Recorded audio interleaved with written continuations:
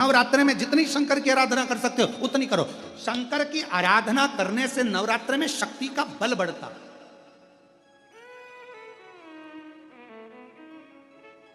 शक्ति का बल। क्यों गुरुजी नवरात्र में शंकर जी की आराधना क्यों करना चाहिए? हमने कहा अगर माता रानी से जो मांगना है तुम्हें, अगर तुमने नवरात्र में शिव जी की आराधना करिए, शंकर की कथा सुनिए, शंकर की आराधना करिए, शिव स्तुति करिए, शंकर को एक लोटा जल चढ़ाया, मां आद्य शक्ति तुम्हारे पर कृपा करेगी। क्यों? क्योंकि जिस स्थान पर शिवलिंग रखा होता है और जो हस्त कमल है वो मां पार्वती जगत जननी दुर्गा भवानी है। जब हम जल चढ़ाते हैं मां आद्य शक्ति अम्बा जगदम्बा 64 योगनियों पर वो जल चढ़ जाता है और जगत जननी नवरात्र में प्रसन्न हो जाती है। वो जल की इतनी महत्वता है। आद्य शक्ति को प्रसन्न करना है, नवरात्र में शिव जी को जल चढ़ाओ। कहीं ना कहीं मन को भटकाने का क्रम ये कान कर जाते हैं। जैसे कई माताएं नियम बना लेती हैं, कई भाई नियम बना लेते हैं कि मैं शंकर भगवान को भजूंगा, मैं शिव जी को एक लोटा जल चढ़ाऊंगा, मैं शंकर भगवान का स्मरण करूंगा, मैं शिव के मंदिर जाऊंगा, शिव को भजूंगा, बेलपत्र का श्रृंगार करूंगा, शिव जी को चंदन अगर तगर से श्रृंगारित करूंगा। ये मन में उसने एक भाव बना, मन से वो दड़ी बन गया। पर मालूम पड़ा फिर किसी ने पूजन करते करते भजन करते करते 1.5 महीना 2 महीना 3 महीना निकला और किसी ने तुम्हारे कानों में आकर कह दिया शिव जी को जल चढ़ाने से क्या होता है।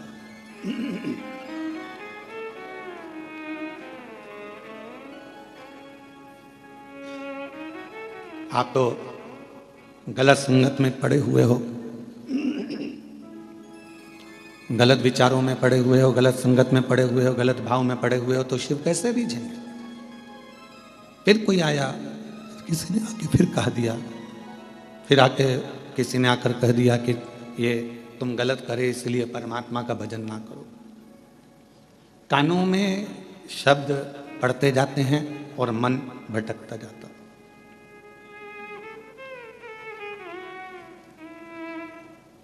मन भटकता कब है? जब हम गलत लोगों की बातों में आ जाते हैं।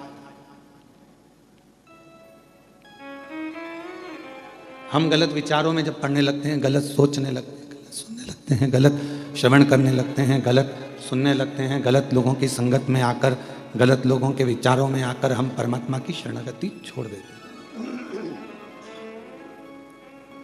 भगवान का भजन, भगवान की भक्ति हम छोड़ देते हैं। प्रभु मिलन में सुख है और प्रभु बिछड़न में दुख।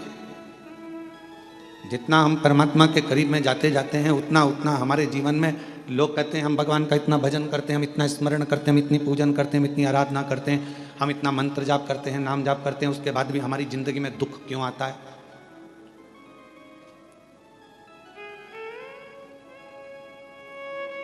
आप सब समझदार हैं, जितने आस्था चैनल पर कथा सुन रहे हो, जितने फेसबुक यूट्यूब पर पितृपक्ष में ये श्रवण कर रहे हैं कथा को, सब समझदार।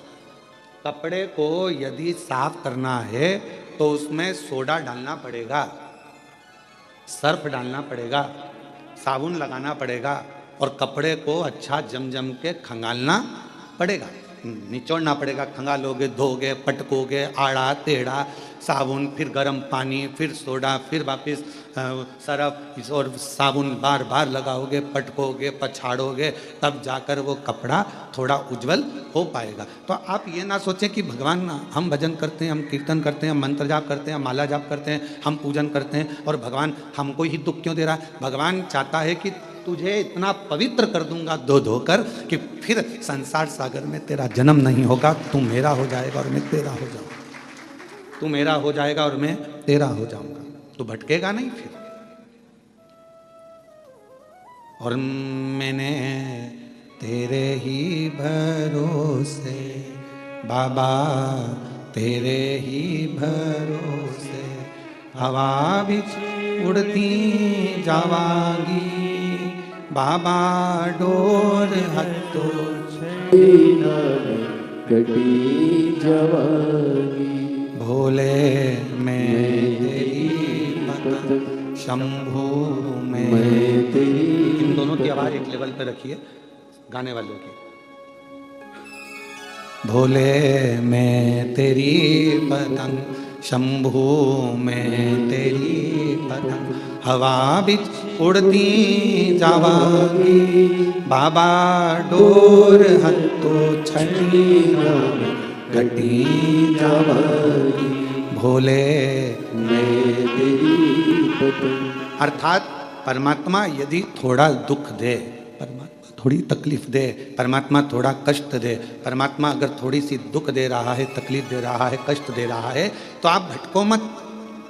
आपको भटकने की जरूरत नहीं है, आपको कहीं इधर उधर भटकने की जरूरत नहीं है। परमात्मा ने अगर दुख दिया है तो वो आपको कहीं ना कहीं अपने करीब में लाना चाहता, अपने पास लेना चाहता। हम क्यों भटके? महाराज कश्यप ऋषि की एक कथा आती है कि कश्यप बाबा, कश्यप ऋषि 12 ज्योतिर्लिंग का नित्य प्रति स्मरण करते थे।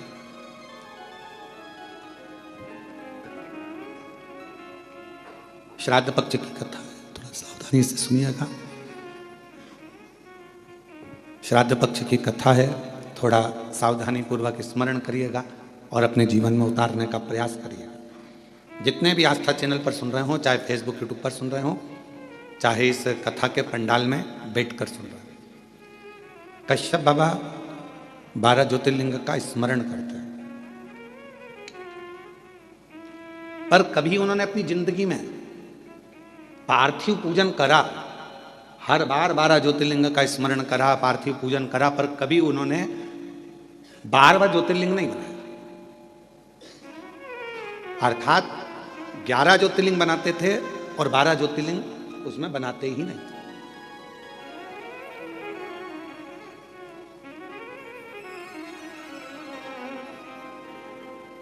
एक दिन देवऋषि नारद निकलकर जा रहे थे। अब आप लोग अगर 12 ज्योतिर्लिंग का पूजन कर रहे हो तो आप लोग कितने ज्योतिर्लिंग बनाओगे? जम के बोलो जरा। 12 बनाओगे ना? पार्थिव पूजन कर रहे हो तो 12 ज्योतिर्लिंग का निर्माण करोगे। पर कश्यप ऋषि 11 ज्योतिर्लिंग का निर्माण करते थे और 12वां ज्योतिर्लिंग नहीं बनाते थे।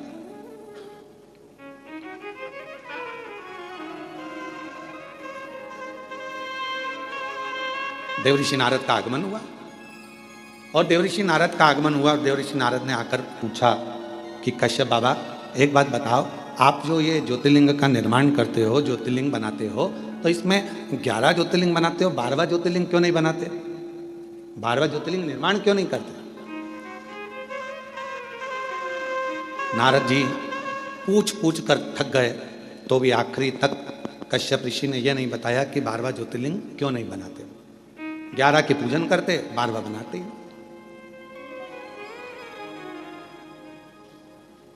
अब समय बीता, भगवान शंकर के पास में ऐसी सूचना मिल गई कि कश्यप ऋषि 12 ज्योतिर्लिंग का पूजन करते, पर ज्योतिर्लिंग बनाते कितना है? जम के बोलो जरा। 11। और पूजन कितने ज्योतिर्लिंग की कर रहे हैं? अच्छे से बोलो, आवाज नहीं आई। 12। तो जब 11 ज्योतिर्लिंग का आराधना कर रहे हैं, 11 ज्योतिर्लिंग का निर्माण कर रहे हैं, तो 12 ज्योतिर्लिंग का पूजन का फल कैसे मिले, कैसे प्राप्त हो? तब पार्वती जी एकदम रुष्ट होकर बैठ गई और पार्वती जी शिव जी की आराधना करने लगी। भोलेनाथ जी ने पूछा, पार्वती तुम रुष्ट क्यों? यहां पर एक लाइन बड़ी सुंदर आई है कि पार्वती जी रुष्ट होती हैं तो शिव जी की पूजन करती हैं। हमारा आप सबसे भी यही निवेदन है, अगर मान लो जिस दिन तुमको गुस्सा आए उस दिन तुम महादेव की पूजन करो, उस दिन आप भगवान का आराधना करो। और उल्टा होता है, जिस दिन रुष्ट होते हो ना, उस दिन तो तुम इतना बोलते हो, इतना बोलते हो, इतना बोलते हो कि जो पहले का करा धरा है ना, उस पर भी तुम लोग पानी फेर लेते हो, वो भी पूरा सत्यानाश मिला लेते हो, उसको भी नाश कर देते हो।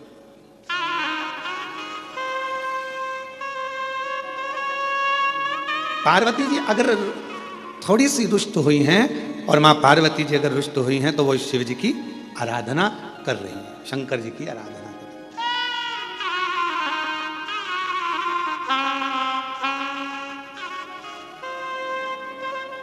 और मैंने तेरे ही भरोसे बाबा, तेरे ही भरोसे। मेरा सासुओं से भी निवेदन है, बहुओं से भी निवेदन है, बेटाओं से भी निवेदन है, बाप से भी निवेदन है, भाऊ से भी निवेदन है, और घर में रहने वाले हर व्यक्ति से निवेदन है कि पार्वती के संवाद का स्मरण करना।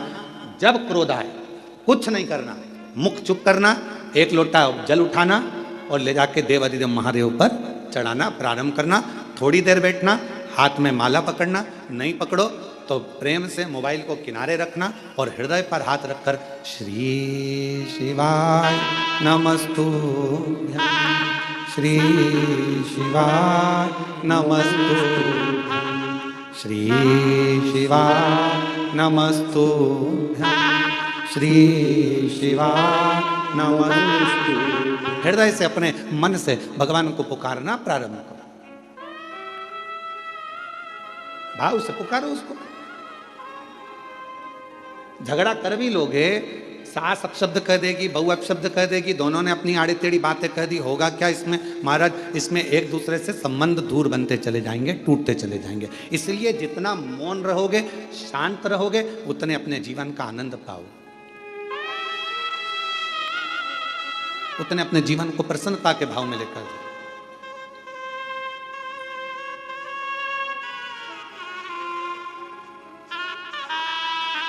रहीमन धागा प्रेम का टूटे गांठ पड़ जाए। प्रेम का धागा जब टूटता है तो उसमें गांठ लग जाती है, और गांठ लग जाती है तो फिर वो गांठ जब भी खुलेगी अर्थात दो हिस्से में ही रहे।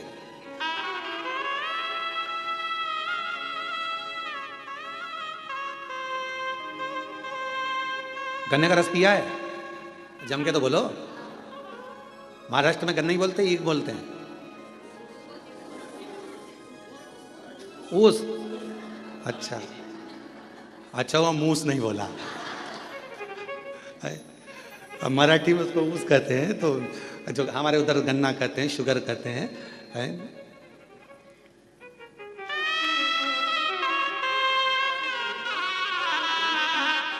जो गन्ना होता है उस गन्ने में थोड़ा थोड़ा दूर पे एक एक गांठ रहती है। गन्ने के पूरे भाग में मिठास होता है, पर जहां गांठ होती है ना उसकी, उसमें मिठास नहीं होता, उसमें रस नहीं होता।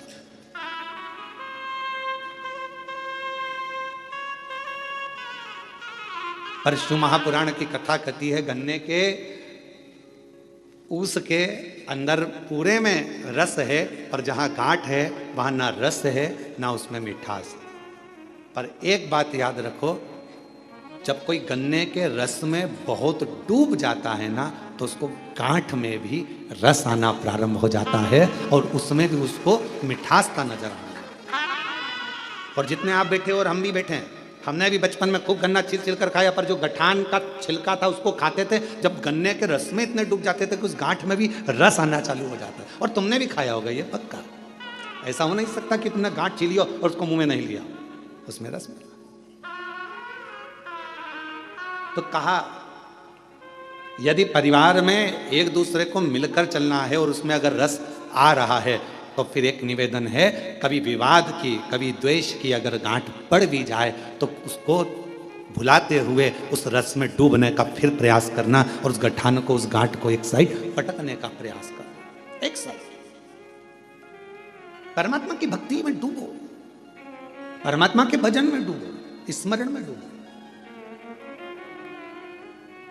पार्वती जी रुष्ट हो गई, भगवान शंकर की पूजन करने बैठ गए, और कहते हैं जितनी रुष्टता में भगवान का भजन हो पाता है उतनी एकाग्रता जब रूठने के बाद जब आप लड़ाई कर लेते हो, एकदम तुम देखना बहुत तेज सुनामी लहरें चली, बहुत तेज बारिश हुई, खूब तेज हवा चली, एकदम बवंडर मचा, और उसके बाद जो शांति होती है, इतनी शांति कि लगता है अभी थोड़ी देर पहले तो हमने देखा था कितना बवंडर था, इतना विवाद था, और अब एकदम शांति हो, एकदम शांति। इतना शांति कैसे हो सकता? तो जब विवाद छिड़ जाए, बहुत क्लेश हो जाए, बहुत अशांति हो जाए घर में, मान लो किसी कारणवश अगर विवाद हो जाए, तो मेरा निवेदन है टूटना नहीं, एक दूसरे से अलग मत जाना, बल्कि साथ रहना, तुम उसको समझना, वो तुम्हें समझेगा, और एक दूसरे से साझा बनाकर ये गन्ने के रस जैसा उसका आनंद लेते हुए आगे बढ़ते चले जाना, उसमें क्लेश ना हो। और मत बुरे कर्म कर बंदे वरना पछताएगा, भगवान की आंखों से तू बच नहीं पाएगा, तू बच नहीं पाएगा। अरे ओ अज्ञानी मत कर नादानी, अरे ओ अज्ञानी मत कर नादानी, तेरे कर्म का फल भी तू ही पाएगा, जैसा किया तूने तेरे आगे आएगा। मत बुरे कर्म कर बंदे वरना पछताएगा, भगवान की आंखों से तू बच नहीं पाएगा, तू बच नहीं पाएगा। आप कर्म करते चलो। आज का व्यक्ति कैसा है? तो कहा आज का व्यक्ति यह सोचता है कि मैं काम कम करूं और फल ज्यादा मिले।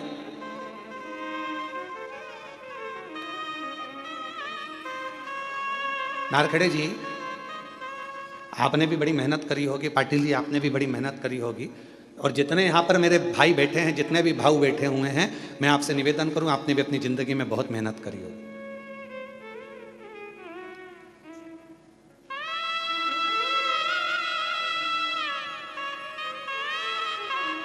खूब मेहनत करी,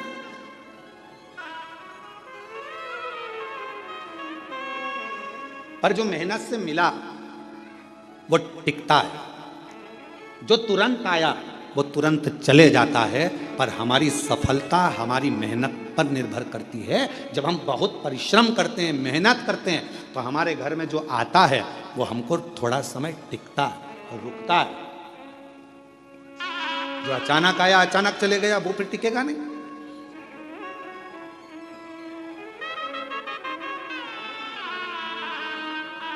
और मेहनत कर कर जो सुख मिलता है ना, वो सुख दूसरा ही है।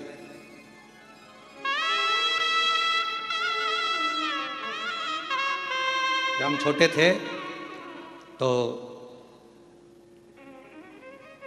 2 रुपए की किराए की साइकिल मिलती थी, इतनी बड़ी छोटी सी। तुम्हारे यहाँ भी मिलती होगी, ऐसा नहीं है, और तुमने भी चलाई होगी। कई तो होंगे हमारी साथ वाले जिन्होंने चलाई होगी। है, किराए की साइकिल मिलती थी, 2 रुपए की मिलती थी, पर वो 2 रुपए इकट्ठा करने में कम से कम 1 महीना लग जाता था।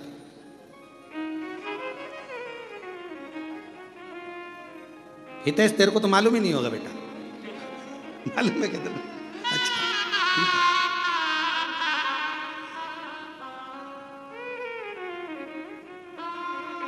वो 2 रुपए इकट्ठे करने में 1 महीना टूट जाता था। भगवान हमारी मौसी को भेज दो, भगवान हमारे मामा को भेज दो, भगवान हमारी बुआ को भेज दो। जब ये सब आती थी, 5 पैसे, 10 पैसे, 15 पैसे, 25 पैसे जब देकर जाती थी, और वो 2 रुपया जिस दिन इकट्ठा होता था, उस दिन सुबह से गायब होते थे। साइकिल लेते थे छोटी वाली, और कभी कभी किस्मत ऐसी होती थी कि वो साइकिल ऐसी मिलती थी जिसकी चेन बार बार उतर जाती थी।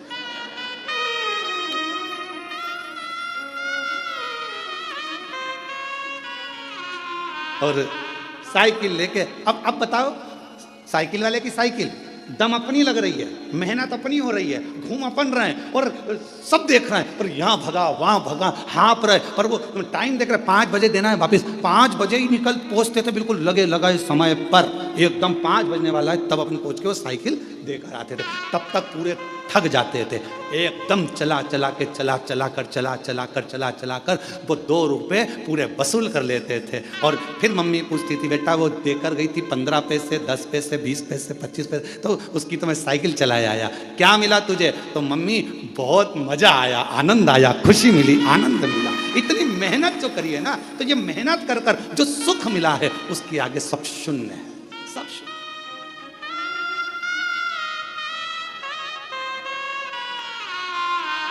उसके आगे सब शून्य है।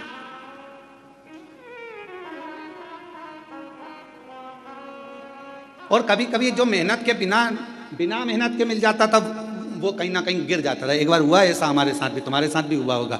नवरात्रे का समय था, नमक चौराहे पर बैठी माता जी हमारे सीहोर में, और नमक चौराहे पर माता जी बैठी, और माता जी बैठी तो वहाँ पर एक स्टेज बना, स्टेज पे साबुन रखा, पाउडर का डब्बा रखा, और नहाने का साबुन, कपड़े धोने का साबुन, सरफ की थैली, और वहाँ ले जाके खड़ा कर दिया। 10 पैसे दो और 10 रिंग फेंको। तुमने भी फेंके होंगे ऐसे गोले गोले रिंग। अब परंतु वो इतने साल हो गए, उसमें एक साबुन नहीं आया, और एक दिन साबुन अगर आ गया तो साबुन को खुशी खुशी लेकर जा रहे थे, और मालूम पड़ा कि वो साबुन रखा था जेब में, जेब थी फटी और साबुन पूरा गया।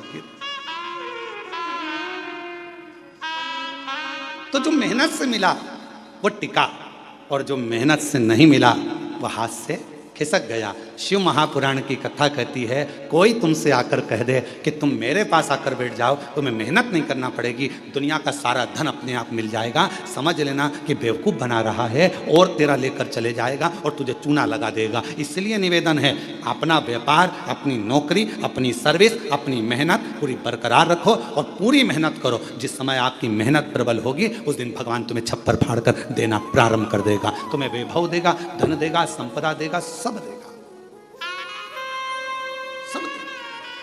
आप अपनी मेहनत से पीछे मत। शिव कथा कर रही है, भगवान शंकर का चरित्र कर रहा है, शिव महापुराण का चरित्र कर रहा है, भगवान शंकर की पवित्र कथा कर रही है, शिव तत्व कर रहा है। पार्वती जी बैठ गई तब साधना करने के लिए, शंकर भगवान ने नेत्र खोले और पार्वती से पूछा कि आज तू रुष्ट होकर मेरी पूजन कर रही? हाँ। क्यों? वो कश्यप ऋषि है ना, 12 ज्योतिर्लिंग का पूजन करना चाहिए, तो वो 11 ज्योतिर्लिंग बनाते हैं और पूजन करते हैं, और एक ज्योतिर्लिंग छोड़ देते हैं। शंकर भगवान ने कहा, पार्वती नहीं, कश्यप ऋषि कभी ऐसा नहीं करते, वो पूरे 12 ज्योतिर्लिंग का पूजन करते हैं, पूरे 12 ज्योतिर्लिंग।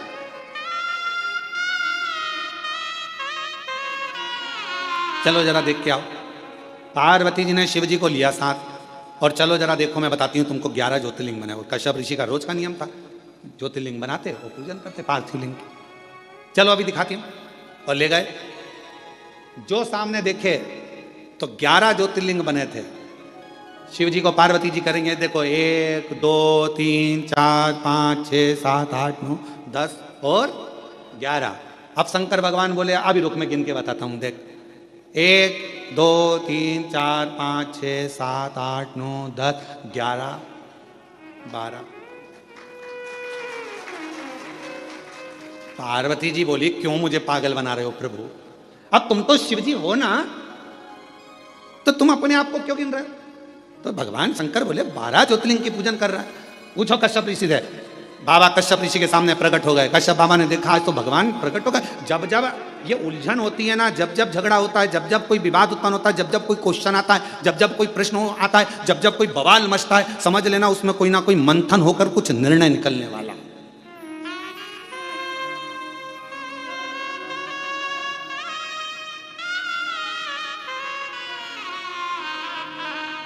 जब जब कोई बवाल मचता है, जब जब कोई मंथन होता है, तो कुछ ना कुछ निकलता है। समुद्र का मंथन हुआ, अमृत निकला।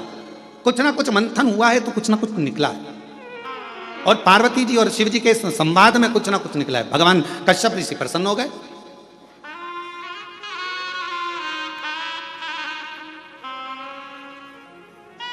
और मंथन में कुछ ना कुछ निकलना जरूरी भी है। एक प्रसंग बड़ा सुंदर है महाराज जी।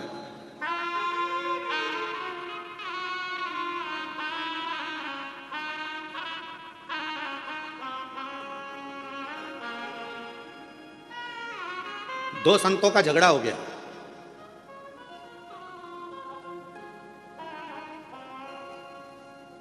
और आपस में दोनों झगड़ लिए।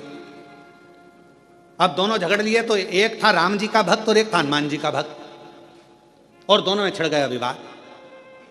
हनुमान जी ने राम जी से कहा, प्रभु दो संत लड़ रहे हैं आपस में, अब तुम क्या कहोगे?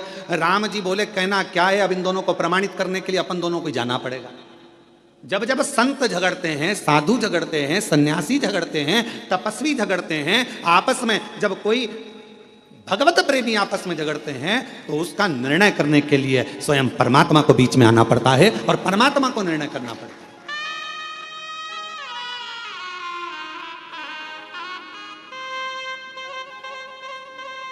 महाराज जी, कई लोग कहते हैं कि ये महाराज जी ने ऐसा कर दिया, वो महाराज जी ने ऐसा कर दिया, आपस में झगड़ा हो रहा है। हम कहते हैं झगड़ा नहीं हो रहा है, कुछ परमात्मा ने लीला रची है। और परमात्मा ने लीला रची है तो वो जनमानस के सामने उसको कहीं ना कुछ संतों के माध्यम से लाना चाहते हैं। संत कभी झगड़ा नहीं करते, संत कभी एक दूसरे के ऊपर आक्षेप भी नहीं करते। लोग कहते हैं उन्होंने ऐसा बोल दिया, उन्होंने वैसा बोल दिया, उन्होंने ये भाषा का प्रयोग करा, उन्होंने वो भाषा, ना ना ना, उनके बीच में कोई एक परमात्मा की एक शक्ति, मेरे शिव का एक स्वरूप, मेरे राम, मेरे कृष्ण, मेरे शंकर, मेरे भगवान विराजमान है, जो ये निर्णय करना चाहते हैं कि इनके बीच का साझा कैसे।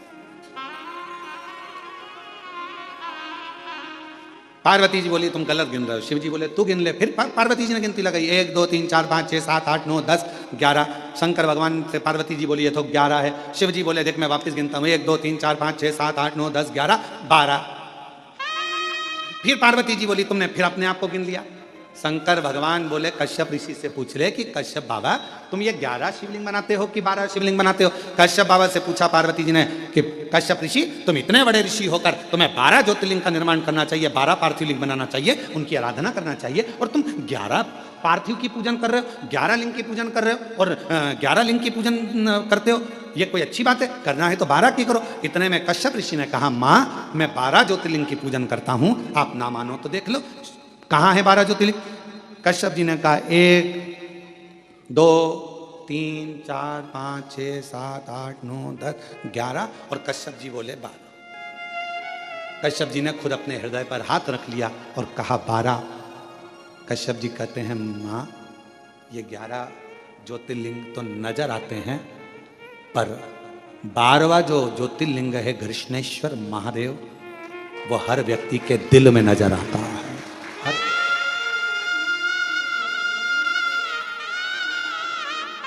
हर व्यक्ति के हृदय में।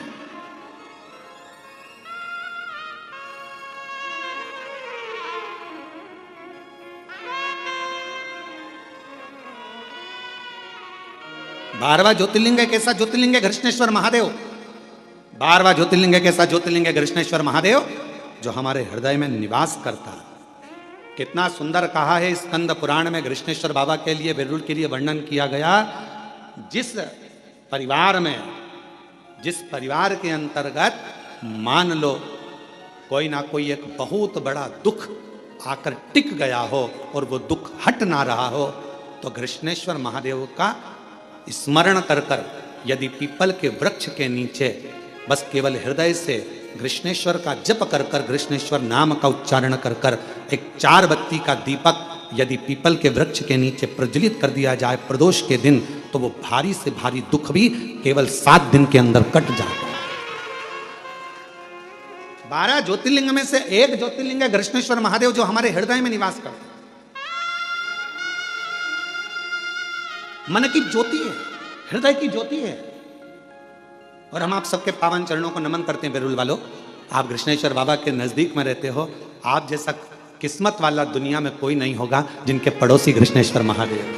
हम आपको नमन करते हैं, आपको प्रणाम करते हैं। और जितने आस्था चैनल पर कथा श्रवण कर रहे हैं, जितने आस्था चैनल पर कथा सुन रहे हैं, जितने बहन भाई, जितनी माताएं, जितनी मेरी जीजियां, जितने मेरे जीजाएं, जितनी मेरी बेटियां बेटा इस घृष्णेश्वर महादेव की पवित्र भूमि से पितृपक्ष में ये शिव महापुराण की कथा को ऑनलाइन श्रवण कर रहे हैं, हम आप सबके चरणों को नमन करते हैं। आप जैसा किस्मत वाला कोई नहीं होगा, क्योंकि यहाँ शास्त्र वर्णन करता है कि 12वां ज्योतिर्लिंग घृष्णेश्वर एक ऐसा ज्योतिर्लिंग है जो जहां जिस जगह पर बैठकर उसको याद करता है, वो 12वां ज्योतिर्लिंग उसको वहीं पर करुणा करना प्रारंभ कर देता है। वो 12वां ज्योतिर्लिंग,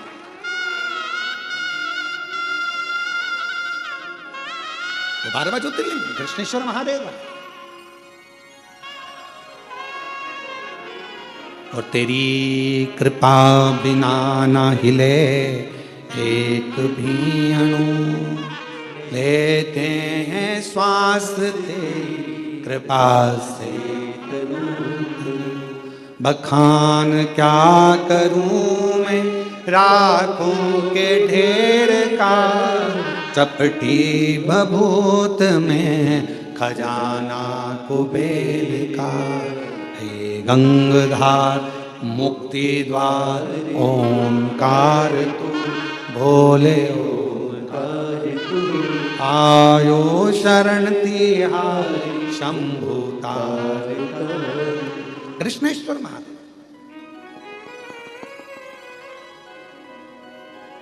शिव जी का दर्शन हो गया। विवाद किसका छिड़ा था? पार्वती और शंकर भगवान का। और दर्शन किसको हो गया? कश्यप ऋषि। आपको पहले कथा में कहा है, जब कथा हैदराबाद में चल रही थी तो उसमें कहा था कि थोड़ी बहुत पूजन की थाली में कमी रह जाए ना तो प्रसन्न होना। तुम यहां पूजन कर रहे हो और तुम माचिस ढूंढ रहे हो, तुम कपूर ढूंढ रहे हो, तुम कुंकू रोली ढूंढ रहे हो, तुम चंदन ढूंढ रहे हो, तुम्हें लग रहा है कि तुम ढूंढ रहे हो, पर तुमने याद करा, अरे राम मेरी पूजा की थाली में कपूर तो घर पे रह गया। अब तुमने कह दिया कपूर घर पे रह गया और तुम यहां ढूंढ रहे हो, तो तुम नहीं ढूंढ रहे हो, अब तुमने मन से वो कपूर को प्रकट कर दिया। शिवजी तुम्हारे घर जाकर वो कपूर वहां से ले लेंगे। तुमने स्थान बता दिया कि वहां रखा है। झगड़ा यहां हुआ है शिव और पार्वती का, और दर्शन किसको हो गया? जम के बोलो जरा, कश्यप ऋषि। झगड़ा इन दोनों का हो रहा है, दर्शन कश्यप ऋषि कर रहा है, दर्शन कश्यप बाबा को हो रहा है। ये इनकी आनंदता, ये इनका प्रेम है, ये इनकी वात्सल्यता।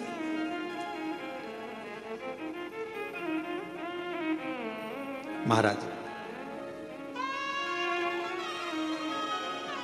कृष्णेश्वर बाबा का एक सुंदर भाव व्यक्त किया है महाराज स्कंद पुराण के अंतर्गत। भाव से अपन उसको पढ़ें, स्मरण करें। शिव महापुराण में कृष्णेश्वर बाबा की जो कथा का वर्णन किया उसका भी स्मरण करें। किसी भी स्थान पर कभी भी कहीं पर भी यदि शरीर में हाथ में कंपन हो रहा है, पांव चलते नहीं बन रहा है, शरीर हाँप ज़्यादा भरा रही है, खूब ज़्यादा शरीर चल नहीं पाता, थोड़ी थोड़ी देर में हाँपड़ी भरा जाती है, हाँप भरा जाती है, या पीछे से रीढ़ की हड्डी दुखना प्रारंभ हो जाती है, तो उसके लिए सरसों के फूल 108। काय के फूल? सरसों। सरसों जानते हो सब लोग? सरसों के फूल 108 भगवान शंकर के मंदिर में कृष्णेश्वर महादेव का नाम लेकर 108 सरसों के फूल एक एक कर कर कृष्णेश्वर बाबा को समर्पित कर दो। उसी फूल को उठाकर नंदी जो मंदिर में है उसका पीठ का ऊपर का एक भाग होगा, नंदी के पीठ पर अग्र भाग ऊपर का होता है, उस भाग को वो 108 सरसों के फूल छुआ दो और उसको लेकर घर पर जाओ, उसको सूखने डाल दो। सूखने के बाद वो सरसों के फूल का थोड़ा थोड़ा सा भाग सुबह के समय पर खाली पेट जरा सा भाग रोज खाना प्रारंभ करो। 21 दिन तक 20 दिन तक अगर आपने रोज खाया, आपके हाथ का कंपन और जो चलने में आपको हाँप भरा रही है वो, और रीढ़ की जो हड्डी दुख रही है उसमें धीरे धीरे अंतर आना अपने आप प्रारंभ हो जाएगा। कृष्णेश्वर महादेव का स्मरण, कृष्णेश्वर बाबा फिर कहेंगे कश्यप बाबा 11 ज्योतिर्लिंग का निर्माण करते हैं, 12वां ज्योतिर्लिंग नहीं बनाते हैं। क्यों? क्योंकि 12वां ज्योतिर्लिंग कश्यप बाबा कहते हैं ये मेरा दिल, ये मेरा हृदय, ये मेरा चित्त, ये मेरा मन, ये मेरे हृदय की जो एक बिंदु है, यही मेरा 12वां ज्योतिर्लिंग है। शिवजी प्रसन्न हो गए।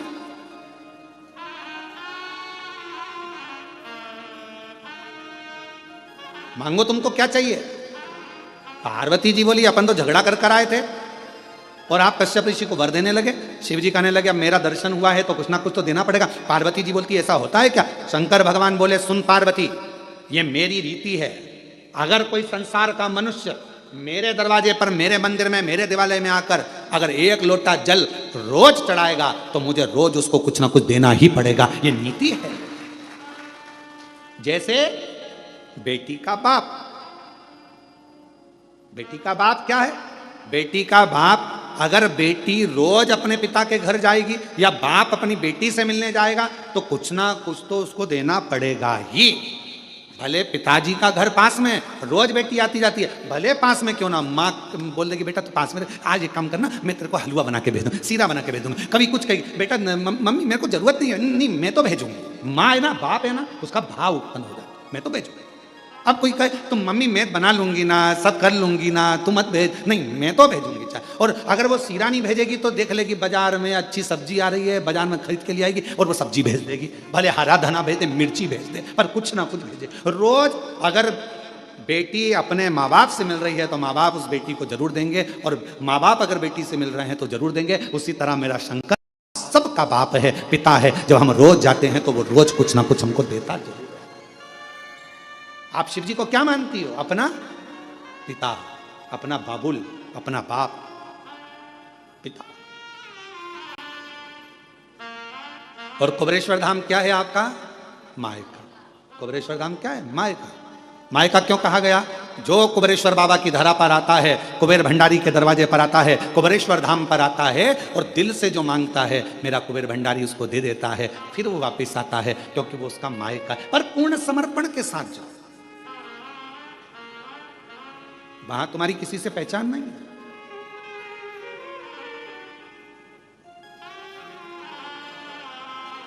हम तो बाबा के भरोसे चलते, हम तो बाबा के भरोसे चलते हैं। ये दुनिया वाले जलते हैं, ये दुनिया वाले जलते हैं।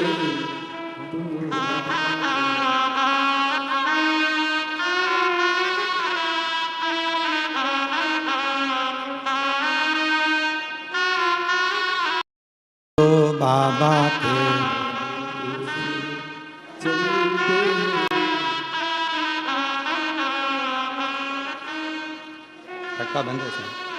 ये दुनिया वाले जलते, ये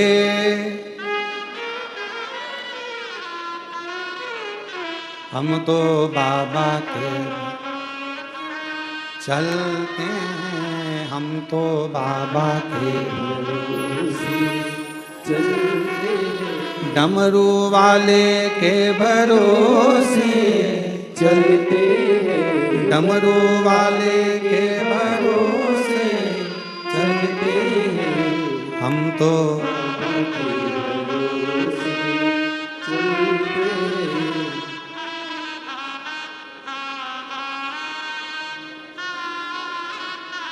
काशी वाले के भरोसे।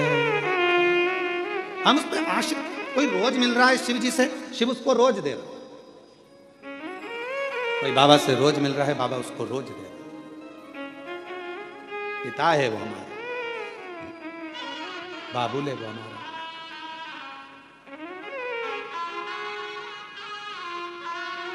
भोले ने हमको चलना सिखाया, बाबा ने हमको चलना सिखाया।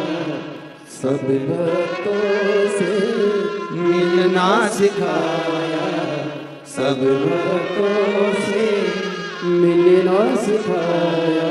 और जब ये सब कुछ हो जाता है तो हम सीना तान के चलते हैं, हम तो सीना ताने के चलते हैं, डमरू वाले के भरोसे चलते हैं। और ये सब कुछ जब भगवान शिव औगड़दानी त्रिकालदर्शी कैलाशी अविनाशी शंकर जब करुणा कर देते हैं तो हम स्वयं सीना तान कर। कश्यप ऋषि मांगो तुम्हें क्या चाहिए। अब कश्यप बाबा ने जैसे, पार्वती जी बोली क्यों दे रहे हो, शिव जी बोले तूने झगड़ा करा फल दूसरे को मिला। यही होता है, झगड़ा अपने घर में होता और मजे पड़ोसी लेते। बोलो सही है कि गलत है। झगड़ा तुम्हारा, लड़ कौन रहा है, पति पत्नी, मजा कौन ले रहे हैं, परिवार के लोग, पड़ोस के लोग, रिश्तेदार। अरे वो उनकी बहू और उनकी सास की खूब लड़ाई चल रही है, अच्छा है, अच्छा है, लड़ने दो, अच्छा लड़ने। अरे वो बाप बेटा लड़ रहे हैं, अच्छा है लड़ने दो, अच्छा है लड़ने, दूसरे मजे ले रहे हैं। और लड़ाई किसकी हुई, शंकर पार्वती जी का विवाद चला और मजे किसके हो गए, कश्यप ऋषि जी के। और कश्यप ऋषि के मजे क्या हुए, कश्यप बाबा से भगवान शिव कहना मांग ले। अब कश्यप ऋषि ने मन में सोचा कभी दर्शन नहीं होते, आज हो ही गए तो डट के मांगी लूं। हे प्रभु कृपा करिए, मेरे घर में आप पुत्र बनकर जन्म ले लो। पार्वती जी बोली बताओ, इससे तो अपनी कोई रिश्तेदारी भी नहीं थी, अब तुम इनके घर में जन्म ले लोगे तो मेरा ससुरा हो जाएगा। शिव जी बोले मैंने पहले कहा था झगड़ा मत कर, करेगी तो फायदा दूसरे को, लाभ दूसरे को।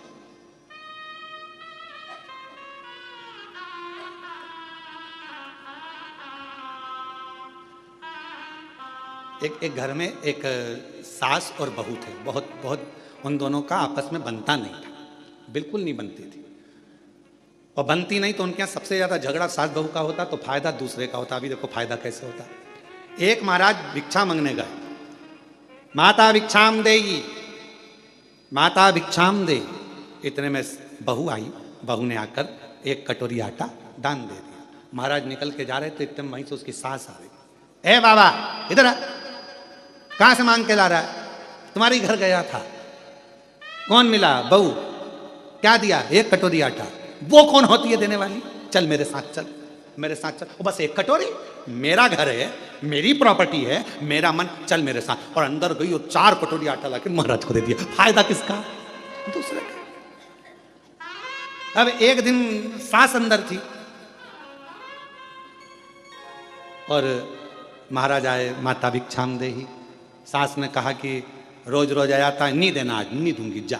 इतने में वो महाराज चल दिया। सामने से बहू पानी लेकर आ रही थी, हंडा मट के। उसने पूछा, महाराज जी कहाँ से आ रहे हो? तुम्हारे ही घर से आ रहे हैं। मिल गया? कुछ नहीं मिला, तुम्हारी सास ने कचूना दिया। कुछ नहीं दिया? चलो मेरे साथ आओ जरा, आओ आओ जरा। वो कौन होती है मना करने वाली? जब मेरा पति कमा रहा है तो मैं दूंगी, चल। और गई अंदर, और अंदर जाके आधा किलो चावल, आधा किलो चने की दाल सब बांध के लिए आई और आटा वाटा सब लाके दे दिया। ले, फायदा किसका? महाराज का। झगड़ा कौन कर रही? सास बहू। और फायदा दूसरे।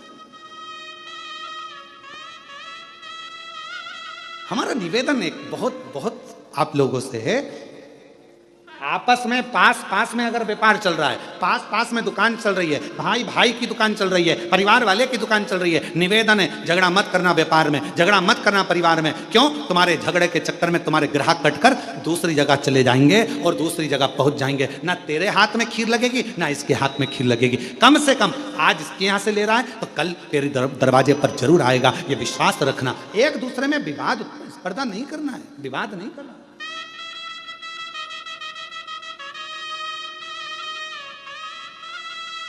और हम विवाद में पड़े। कश्यप ऋषि ने कहा, वर दीजिए मेरे घर में आप पुत्र बनकर आई। शंकर भगवान बोले, कश्यप बाबा तुमने रोज 11 शिवलिंग का निर्माण करा है और मन को 12वां शिवलिंग माना है, इसलिए मैं तुम्हारे घर में 11 रुद्र के रूप में प्रकट होऊंगा। तुम्हारे यहाँ 11 रुद्र के रूप में मैं आऊंगा। 11 रुद्र अवतार शंकर भगवान के जो 11 रुद्र अवतार हुए वो कश्यप बाबा के यहाँ हुए, सुरभि के।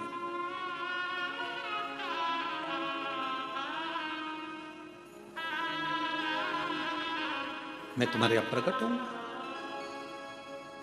शिव पुराण कहती है, संसार का मनुष्य यदि एक बार भी पार्थिव लिंग का निर्माण कर कर पूजन करता है तो उसको फल बहुत मिलता है। महाराज फल जरूर मिलता है। पार्थिव पूजन कुछ ना करिए, केवल एक घर के बगीचे में, घर के गमले में अगर मिट्टी है तो उसको ऊंचा कर कर शिवलिंग वहीं बनाकर वहीं जल चढ़ाना प्रारंभ कर दो, उसका फल मिलेगा, उसका लाभ जरूर। पर निवेदन है केवल दिखावे से, मन की शुद्धता है, मन के भाव।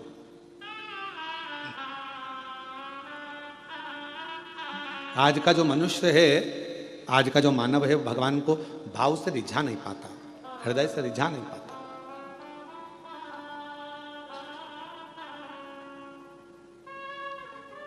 जैसे उत्तानपाद की श्रीमद् भागवत में वर्णन आता है कि राजा उत्तानपाद की 2 पत्नियां थी, एक सुनीति एक सुरुचि। एक नीति का पथ दर्शाती है और दूसरी रुचि का पथ दर्शाती है। राजा की पहली पत्नी थी सुनीति, दूसरी पत्नी सुरुचि। एक नीति को दर्शा रही है, एक रुचि को दर्शा रही है।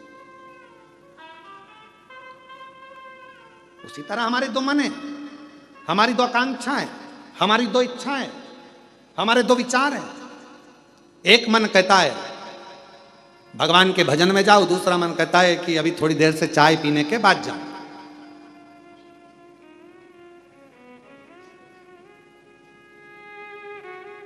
और आप में से कई लोग होंगे ऐसा, जैसे इस होटल में कथा चल रही है, तो इस होटल में कथा चल रही है तो कई लोग पहले से आ गए होंगे, तो उन्होंने विचार करा होगा आप होटल में अपन चाय पी लो, फिर कथा में बैठेंगे अंदर लाके। पहले एक बार की चाय पी हुआ के फिर अपन कथा में चले। और यहाँ पर भी हमारे जजमान परिवार, नारखेड़े परिवार, पाटिल परिवार, ये लोग जो कथा में बैठे हुए हैं, हम इनसे भी कहेंगे तुम भी अगर ऊपर से कथा में नीचे आए होगे, अपने अपने कमरे से निकल कर आए होगे, तो पहले पूरी तैयारी कर ली होगे, पेन पुना के बढ़िया सज धज के, और फिर बढ़िया रुमाल ले लो, सामान ले लो, ये ले लो, बैग ले लो, इसमें सामान रख लो, और वो छोटी सी वो बच्ची, वो हितेश की, पल्लवी की, वो नाटक करेगी तो उसका भी खाने पीने का सामान झोले में डाल, सब ले लुआ के और अपना सामान लेकर तुम यहाँ चले और बैठ गए कथा में। अब क्यों? क्योंकि तुम्हें मालूम है ये कुछ मांगेगी तो मैं निकाल के देती जाऊंगी, फिर कुछ मांगेगी तो फिर निकाल के देती जाऊंगी, फिर कुछ मांगेगी तो निकाल के देती, और ज्यादा ही कुछ मांगेगी तो दब दपड़ी दो।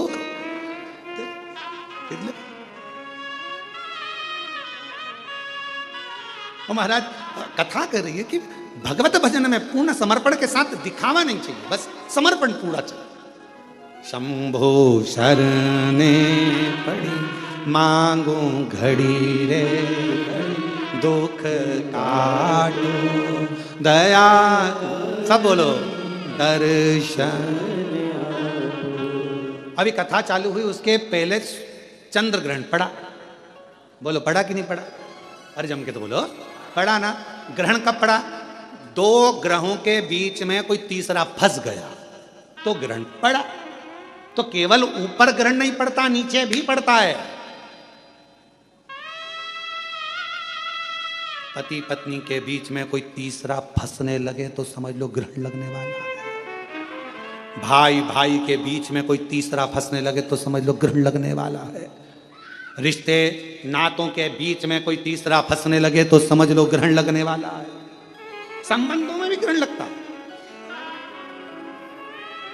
ऐसा नहीं कि ग्रहण केवल ग्रहों का लगता है, संबंधों में भी ग्रहण लगता है। आप आपस में अच्छे से रह रहे हो, दोनों बढ़िया रह रहे हो, व्यवहारिकता अच्छी है, दोनों का काम धाम अच्छा है, तुम अपना काम कर रहे हो, वो अपना काम कर रहे हो, और बीच में मालूम पड़े किसी ने आकर अड़चन उत्पन्न करना प्रारंभ कर दिया, किसी ने बीच में टांग अड़ाना प्रारंभ कर दिया, समझ लो तुम्हारी रिश्तेदारी में, तुम्हारे संबंधों में, तुम्हारे स्नेह में, तुम्हारे प्यार में ग्रहण पड़ने वाला है। और वो ग्रहण तुम्हारे परिवार, जैसे ग्रहण लगता है तो सब बंद हो जाता है, मंदिर के द्वार भी बंद हो जाते हैं, लोगों को नहाना पड़ जाता है। आखिरी में यही होता है कि जब दो प्रेम के बीच में, स्नेह के बीच में, रिश्ते के बीच में जब कोई तीसरा ग्रहण लगाने वाला आ जाता है तो एक ना एक दिन फिर वो ग्रहण सब कुछ समाप्त कर देता है। फिर आखिरी में तो स्नान ही रह जाता है, स्नान ही रह। क्यों घुसने दो बीच में? क्यों प्रवेश करने दो बीच में उसको? कोई आए सिखाने के लिए नहीं भैया, मेरी सास अच्छी है, हम बहू हैं, बहू अच्छी, मेरा परिवार अच्छा, मेरे बेटे अच्छे, मेरी बहू अच्छी, मेरा बेटा अच्छा, मेरे रिश्तेदार अच्छे, मेरे नातेदार अच्छे, सब अच्छे, बुरा कोई नहीं है संसार में। बुरा थोड़ी सी देर का समय होता है जो ये निकल जाता है, फिर वापस घड़ी अच्छी आ जाती है। समय का इंतजार थोड़ा करो और समझ से जियो। समय और समझ परमात्मा ये दोनों चीज देता है। समय पर अगर समझ आ गई तो तुम्हारी जिंदगी बन गई, और अगर समझ आई और समय निकल गया तो वो जिंदगी बेकार हो गई। समय पर समझ आना चाहिए तो जीवन ठीक है।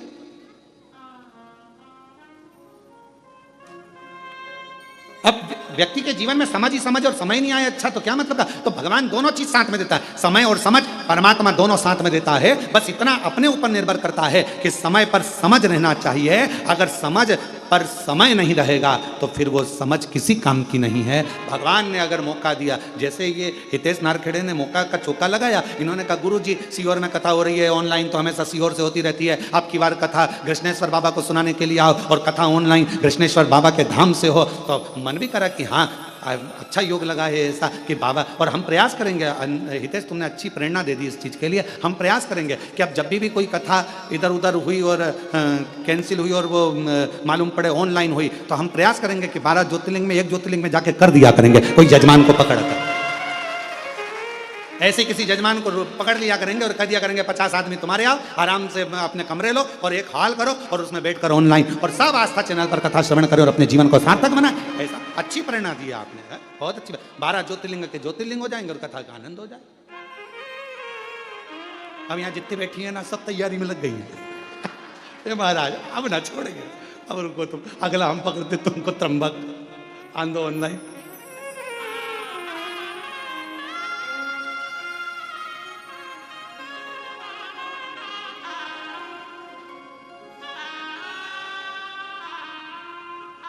महाराज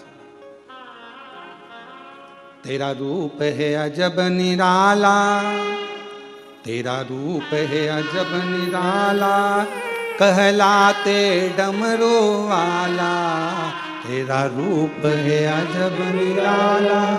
कहलाते डमरू वाला, तेरा रूप है अजब निराला। कहलाते डमरू वाला, कानों में बिछुअन माला। तेरा रूप है अजब निराला, कानों में बिछुअन माला। कानों में बिछुअन माला, आँखों में तेज निराला। कानों में बिछुअन माला, आँखों में तेज निराला। माथे पे है चंदा, तुमसे ही पावन गंगा।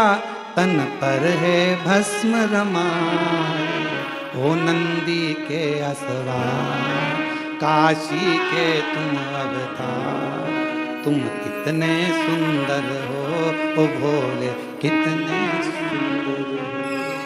तुम कितने सुंदर हो भोले, कितने सुंदर हो। तेरा रूप है अजब निराला, कहलाए डमरू वाला। तेरा रूप है अजब निराला, कहलाए डमरू वाला। मेरा शंभू, मेरा शंकर, मेरा त्रिकालदर्शी, मेरा कैलाशी अविनाशी, जो दिन रात कृपा करने वाला है, करुणा करने वाला है। इसलिए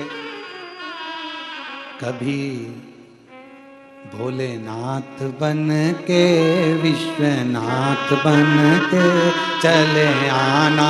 भोले जी चले आना, विश्वनाथ बन के, भोलेनाथ बन के चले आना।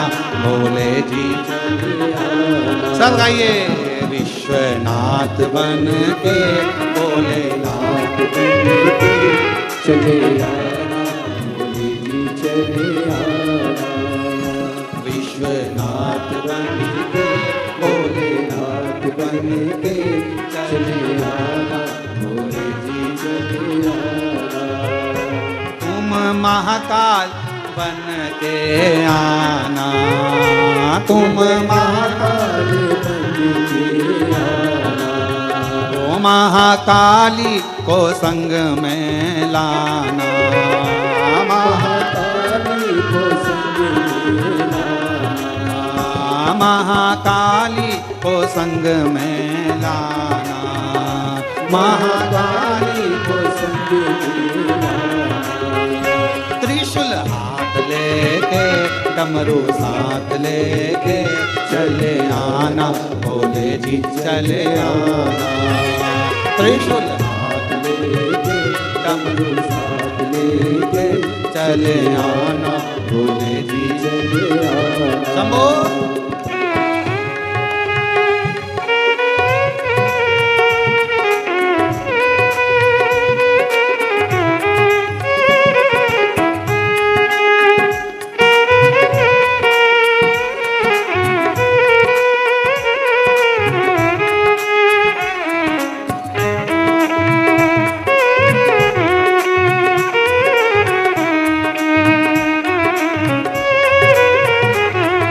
भाव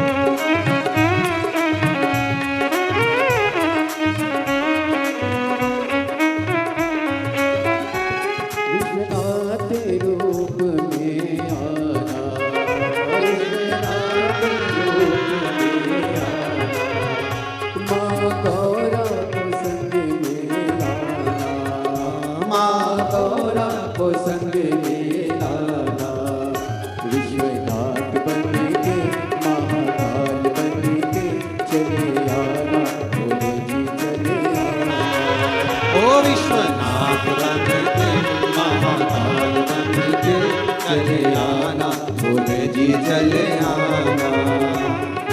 नाथ बन के महाकाल बन के चले आना, भोले जी चले आना।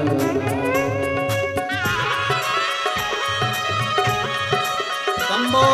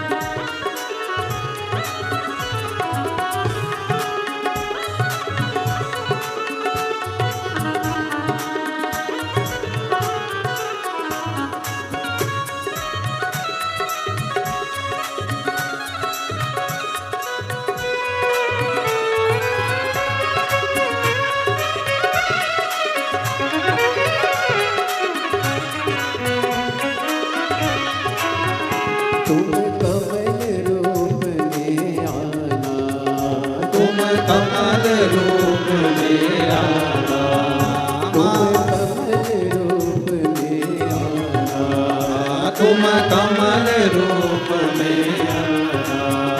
माँ कमला को संग में लाना, ओ माँ कमला को संग में लाना। त्रिशूल हाथ लेके डमरू साथ लेके चले आना, भोले जी चले आना। त्रिशूल हाथ लेके डमरू साथ लेके चले आना, भोले जी चले आना। विश्वनाथ बन के महाकाल बन के चले आना, भोले जी चले आना। महाकाल बन के विश्वनाथ बन के चले आना, भोले जी चले आना। जय हो।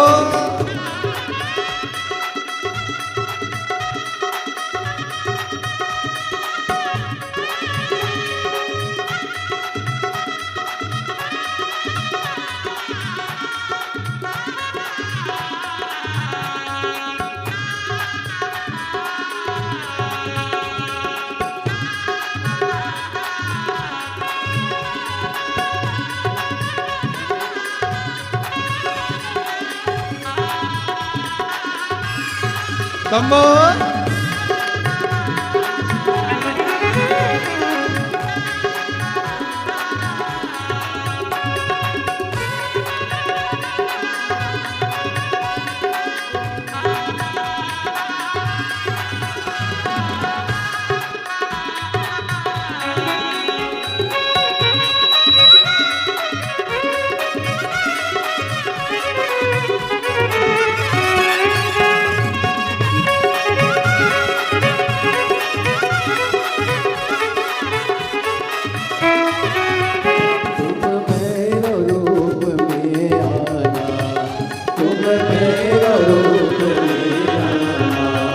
माँ भैरवी को संग में लाना, माँ भैरवी को संग में लाना। ओ तुम भैरव रूप में आना, तुम भैरव रूप में आना।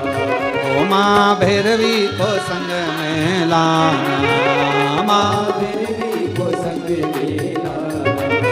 त्रिशूल हाथ लेके डमरू साथ लेके चले आना, भोले जी चले। त्रिशूल हाथ लेके डमरू साथ लेके चले आना, भोले जी चले। हाथ बन के महाकाल बन के चले आना, भोले जी चले आना। विश्वनाथ बन के महाकाल बन के चले आना, भोले जी चले आना। विश्वनाथ बन के महाकाल बन के चले आना, भोले जी चले आना। अपने स्थान पर बैठ कर भगवान शिव जी से अपने मन का भाव कहिए, हृदय से प्रार्थना करिए, विनय करिए, निवेदन करिए और बाबा को अपने मन का भाव बोलो, हृदय से प्रार्थना करो।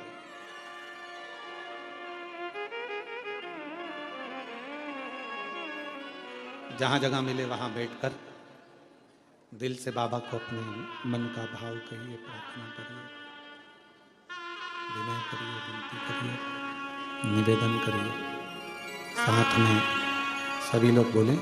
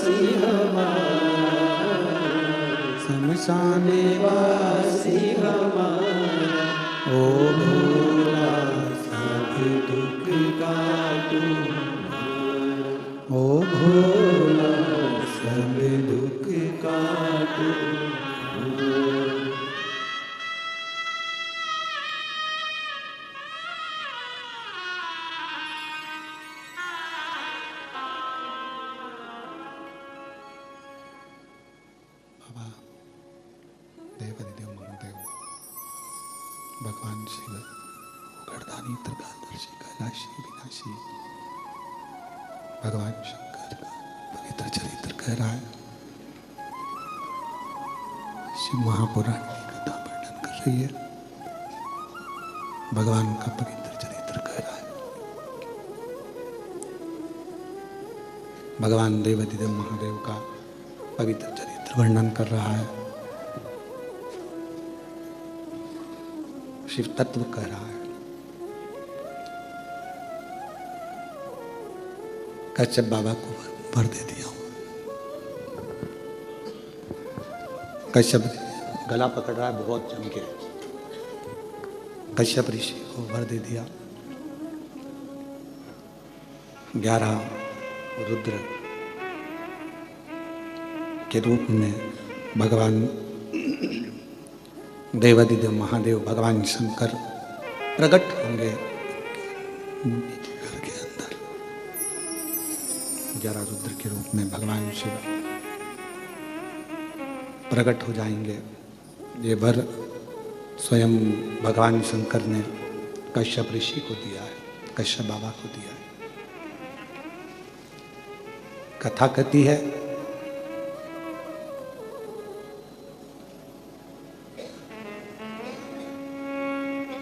जैसे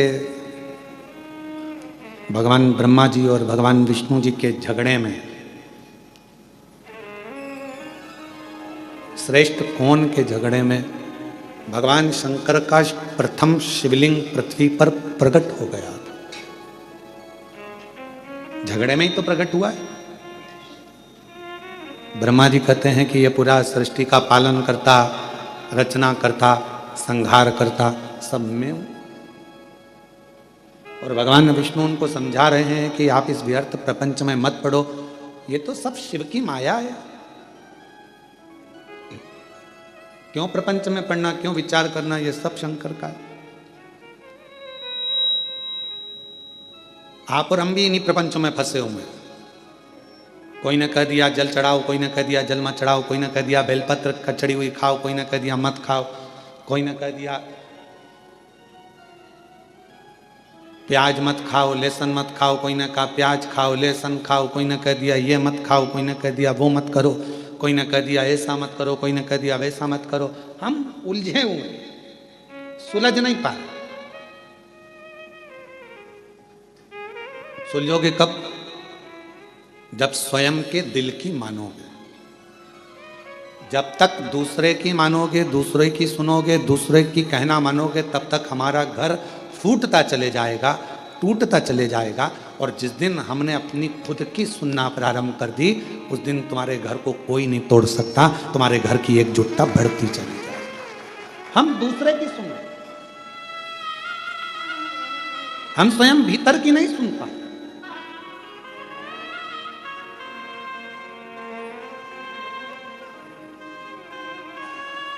कल एक किसी छत्तीसगढ़ की एक बहन जी ने एक प्रश्न सीहोर में लिखकर भेजा कि गुरुजी से पूछना, अगर वो कथा सुन रही होंगी तो श्रवण करें, कि गुरुजी से ये पूछिएगा कि क्या हमारे पूर्वज, हमारे पितर जो चले जाते हैं, क्या वो भी आकर हमारे घर के दरवाजे पर श्राद्ध पक्ष में खड़े होकर हमसे कुछ मांगते? क्यों नहीं मांगते?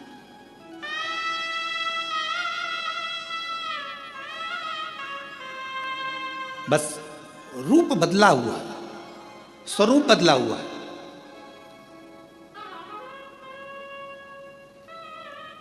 एक कथा यदि आप लोगों ने सुनी होगी भगवान कृष्ण की। एक बार श्री गरुण जी महाराज भगवान कृष्ण से एक प्रश्न करें, और गरुण जी महाराज ने भगवान नारायण से, भगवान कृष्ण से प्रश्न किया, क्या पितरों की तृप्ति का कोई कार्य हो सकता है? ये 16 दिन जो पितृपक्ष के आते हैं, इन 16 दिन में हम पितरों के लिए क्या कर सकते हैं? कोई ऐसी कथा हमारे शास्त्रों में वर्णित है क्या? तो क्यों नहीं है? भगवान कृष्ण और गरुण का संवाद कर रहा है, गला पकड़ रहा है बेटा।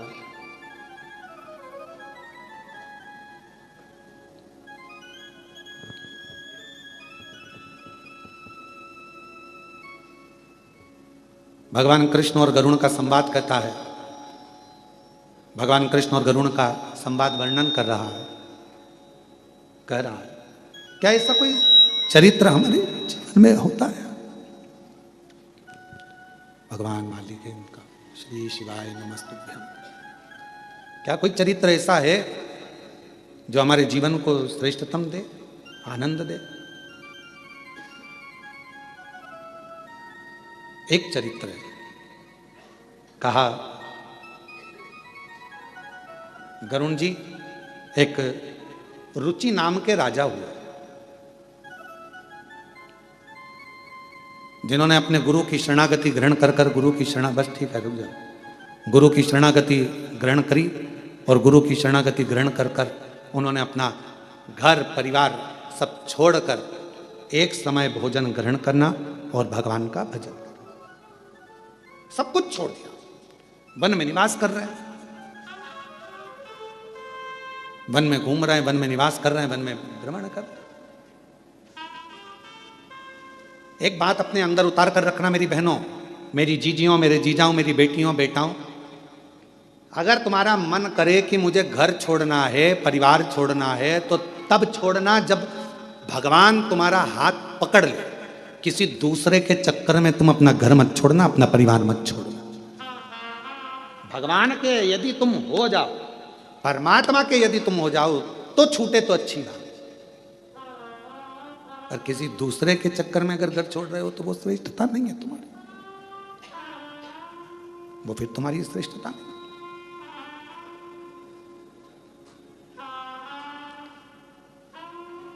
कथा कह रही है, भगवान का चरित्र कर रहा है।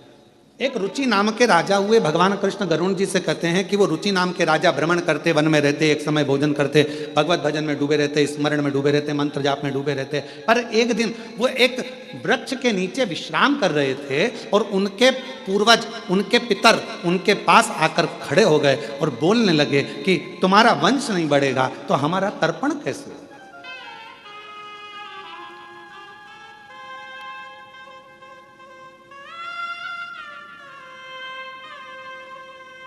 तर्पण मालूम है ना सबको? जल देना। हमारा तर्पण कैसे होगा? कभी कभी मन में आता है, एक प्रश्न खड़ा हो जाता है कि कई लोग कहते हैं गुरुजी ये तर्पण क्यों दिया जाता है, पितरों को पानी क्यों दिया जाता है, ये पितरों को जल क्यों दिया जाता है, अस्थियों को जल में क्यों डाला जाता है? कई बार एक मन में भाव उत्पन्न हो जाता है कि व्यक्ति अपनी जिंदगी में तृप्त होकर नहीं गया, उसकी तृप्ति नहीं हुई, वो जिंदगी भर प्यासा ही रहा। प्यासे से मतलब क्या है? मेरे को अभी ये और करना है, मन में तमन्ना है, मुझे अभी ये और करना है, मन में तमन्ना, मुझे अभी ये करना है, और तमन्ना। एक काम पूरा होता नहीं है, दूसरे काम की तमन्ना बढ़ जाती है, दूसरा काम पूरा होता नहीं है, तीसरे काम की तमन्ना बढ़ जाती है, तीसरा काम पूरा होता नहीं है, मुझे ये काम करना है, मुझे वो काम करना है। अभी कुछ दिन पहले पापड़ बना के रखे थे, फिर मन में आ गया कि अब बड़ी बना लूं। बड़ी बनकर तैयार हुई तो सोचा मैं अब कुल्लाई बना लूं, चावल की कुल्लाई बना के बैठ गई।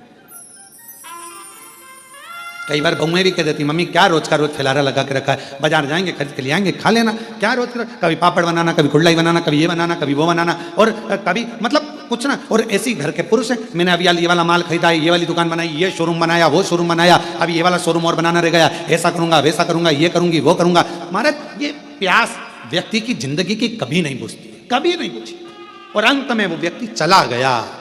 इसीलिए मेरा तो हमारा ये अंदर का मन कहता है, इसीलिए व्यक्ति को कहना पड़ता है कि इसको तृप्त नहीं हुआ, ये तृप्ति धारण नहीं कर पाए। तृप्त वस्तुओं से तृप्ति रखो, घर के सामानों से तृप्ति रखो, पर परमात्मा की कथा से कभी तृप्त मत हो। परमात्मा की कथा में तो और प्यास बढ़ना चाहिए, और मिले और मिले और मिले और मिले, और प्रारंभ हो और सुनने को मिले। ये प्यास परमात्मा क्यों? क्योंकि अगर परमात्मा के भजन की, परमात्मा की कथा की, शिव नाम की, मंदिर जाने की, दर्शन करने की, कुबेरेश्वर धाम जाने की जब प्यास अंदर बढ़ेगी तो ये याद रखना, ये परमात्मा को मिलन की जो प्यास बढ़ती है वो परमात्मा को हमारे करीब में लेकर आ जाती है। और एक दिन मेरा काल अधिपति महाकाल तुम्हारा हो जाता है और तुम काल अधिपति महाकाल की बेटी हो जाती है। ये अगर प्यास बढ़ रही है तो ये परमात्मा से मिलन की। राजा रुचि, हमारे को तृप्ति नहीं मिली, तुम्हारा वंश नहीं बढ़ रहा है, तुम्हारा वंश बढ़ना चाहिए। राजा रुचि तुम्हें विवाह करना पड़ेगा। राजा रुचि ने कहा मैंने संन्यास व्रत धारण कर लिया है, मैं वानप्रस्थी हो गया हूं, मैंने घर छोड़ दिया है, परिवार छोड़ दिया है, सबसे बड़ा है वानप्रस्थी, मैं नहीं करूंगा विवाह। पितरों ने समझाया, पितरों ने कहा तुम्हें विवाह करना पड़ेगा, समझा। तब राजा रुचि ने मन में विचार करा, यदि पितर बोल रहे हैं और ये भटक रहे हैं तो मुझे विवाह करना जरूरी है। वचन दो तुम विवाह करोगे। राजा रुचि ने वचन दे दिया, मैं तुम्हारी तृप्ति के लिए, पितरों के मोक्ष के लिए मैं विवाह करूंगा। अब विचार करा कि विवाह करूंगा पर मैं तो हो गया बूढ़ा, कन्या कहां मिलेगी मुझको मेरी उम्र की। पितर चले गए, पितर गए और ये भटक रहा है विवाह के लिए, यहां वहां सब दूर गया, कहीं लड़की नहीं मिली, कन्या नहीं मिली। आखिरी में ये तप करने के लिए बैठ गया, ब्रह्मा और भगवान विष्णु का तप करने लगा।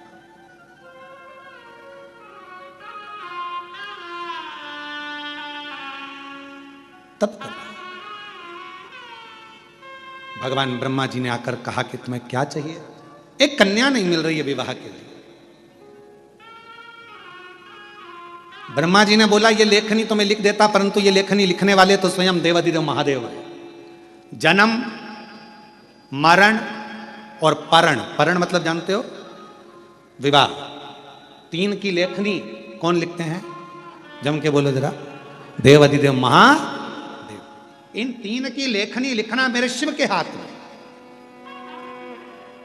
अब राजा रुचि ने फिर तप किया भगवान विष्णु का। भगवान विष्णु आए, भगवान ने कहा क्या चाहिए मांगो। कहा प्रभु मेरे लिए कन्या ढूंढना है और मेरा विवाह करना है। भगवान नारायण बोले जन्म, मरण और परण, तीन तो शिव लिखते हैं, हम नहीं दे सकते। शंकर भगवान का तप किया। श्री शिवाय नमस्तुभ्यं, श्री शिवाय नमस्तुभ्यं, श्री शिवाय नमस्तुभ्यं, श्री शिवाय नमस्तुभ्यं। जो तप किया रुचि ने और राजा रुचि जैसी तप करने लगे, भगवान शंकर प्रसन्न हो गए। शिव जी आए और उन्होंने आकर तुरंत कहा, राजा रुचि मैं तुझे विवाह का वर दे दूं, कन्या भी दे दूं, पर अभी तेरा ग्रह नहीं बन पाया। राजन, जब तक पितृ कृपा ना करें तब तक तुझे विवाह का योग नहीं बन सकता। शिव, आप तो सब कर सकते हैं ना, शंकर भगवान आप तो सब कर सकते हैं। राजन, जिस समय पर तेरे बुजुर्गों को जल की जरूरत थी तूने उनको जल नहीं दिया। फिर निवेदन है आप सबसे, श्राद्ध का मतलब केवल ये नहीं है कि जो मर गए उनके प्रति श्रद्धा रखी जाए। श्राद्ध का मतलब है तुम्हारे घर में जो जीवित हैं, तुम्हारे घर में जो बुजुर्ग हैं, तुम्हारे घर में जो बड़े बैठे हैं, वो बुजुर्ग हो गए तो उनको पानी, भोजन, उनकी व्यवस्था समय पर दीजिए। ये श्राद्ध का मतलब ये नहीं है जो मर गए उनके प्रति श्रद्धा, उनके प्रति रखो श्रद्धा, मतलब हम ये नहीं कहेंगे कि मत रखो, मना नहीं है। आप अपने पूर्वज चले गए उनके प्रति श्रद्धा रखो, उसका मतलब श्राद्ध है, हम मानेंगे। पर हमारी शिव महापुराण की कथा कहती है, ये शिव तत्व कहता है कि सबसे बड़ी 16 दिन की श्राद्ध से मतलब रखना कि अपने घर में जो बुजुर्ग हैं, अपने घर में जो बड़े हैं, अपने घर में जो बुजुर्ग माता पिता हैं, उनके प्रति श्रद्धा हो तो समझ लो कि ये श्राद्ध का महत्व है। आप श्रद्धा ही नहीं रखते। कभी प्यासे को पानी पिलाया नहीं, बाद अमृत पिलाने से क्या फायदा। कभी गिरते हुए को उठाया नहीं, बाद आंसू बहाने से क्या फायदा। मैं तो मंदिर गया पूजा करते हुए गया कभी माँ बाप की सेवा की ही नहीं, केवल पूजा रचाने से क्या फायदा। कभी प्यासे को पानी पिलाया नहीं, बाद अमृत पिलाने से क्या फायदा। कौन सा फायदा, क्या फायदा। पंडित जी खीर ले ना, आज हमारे दादाजी की श्राद्ध है। पंडित जी गुलाब जामुन ले ना, आज हमारे दादाजी की श्राद्ध है। और पलंग पर बूढ़ा बाप बहुत देर से इंतजार कर रहा है। बहू, बेटा मुझे एक बोतल में गर्म पानी दे दे, खांसी चल रही है। पापा दिख नहीं रहा अभी, यार पंडित जी खाना खा रहे, श्राद्ध है आज दादाजी की, पहले इनका काम कर दूं फिर तुम्हारा करूंगा। मैं तो मंदिर गई पूजा आरती की, पूजा करते हुए गया, कभी माँ बाप की सेवा की नहीं, फिर पूजा से क्या फायदा। अब फायदा क्या है, लाभ क्या क्या।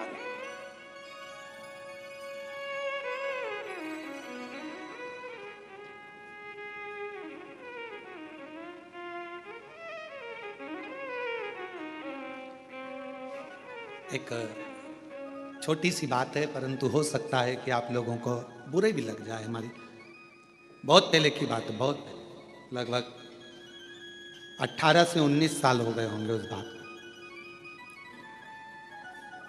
श्राद्ध पक्ष चल रहा था और